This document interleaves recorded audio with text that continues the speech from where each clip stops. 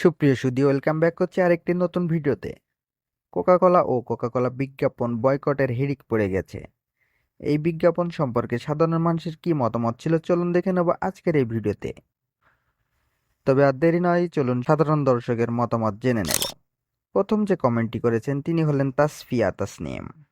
তিনি বলেছেন, শিমুল ও জীবনের ক্যারিয়ারের শেষ ও তাদের অভিনয় করার নাটক বয়কট করলাম আজ থেকে ইনশাল্লাহ। কে কে আমার সাথে একমত, লাইক দেবেন। তারপরের কমেন্টটি আছে, এসব ফালতু অভিনেতাদের নাটক কে কে দেখে, আমি জীবনে এদের নাটক দেখি নাই, ইউজার বলেছেন। নেক্সট মন্তব্যটি আছে আদিবা মীরের। তিনি বলেছেন, boycott Coca Cola, boycott female team. Romana Akter বলেছেন, যেই দোকানে কোক সেই দোকানও বয়কট। নেক্সট মন্তব্যটি আছে রিয়াদ আলিম। তিনি বলেছেন, জীবনকে গাজায় নিয়ে যাওয়ার দরকার। আর যখন ওর পরিবারের সবাই না খেয়ে থাকতো, বোমার আঘাতে ছটপট করতো, ওর কেমন লাগতো।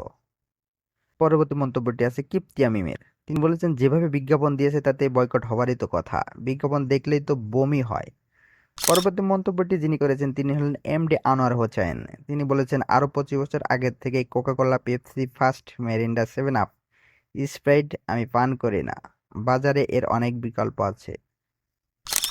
পরবর্তী মন্তব্যটি আছে এমডি মহিবের। তিনি বলেছেন, ভুল ক্ষমা করা একমাত্র উপায়, বিজ্ঞাপনটি একদম মুছে দিয়ে ভবিষ্যতে এ ধরনের ভুল আর করবেন না বলে জাতির কাছে ক্ষমা চাইতে হবে।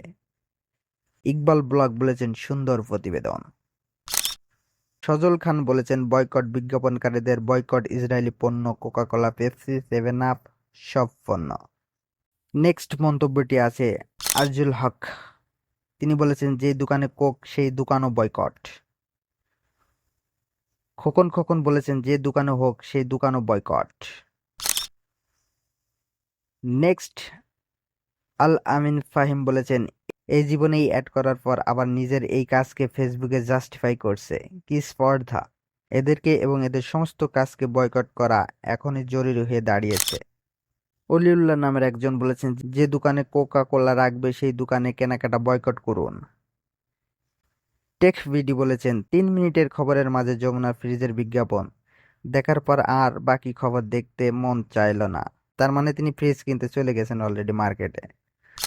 ইউজার নামের একজন বলেছেন, কোকা কোলাই শুধু নয়, এর অ্যাডভাইজার যারা করছেন এর সাথে সম্পৃক্ত সবাইকে এবং যে দোকানে কোকা কোলা থাকবে ওই দোকানকেও বয়কট করার জন্য সবাইকে সবিনয় অনুরোধ করছি।